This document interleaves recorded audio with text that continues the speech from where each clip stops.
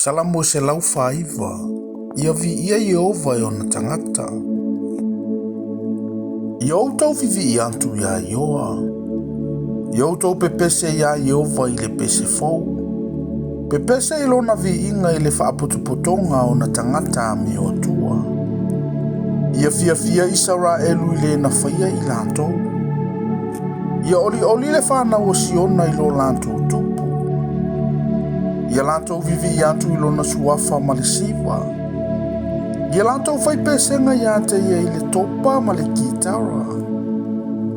A wao lo fia ia ova I lona nu. E whaamatanga o fia ia I le olatanga e uanga malu.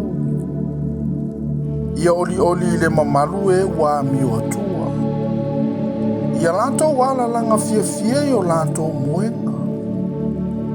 Ia o lātou mutu o whaanene e ngai le atua.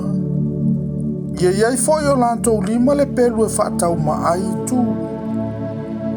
Ina ia whaia le tau I masui, inu uese.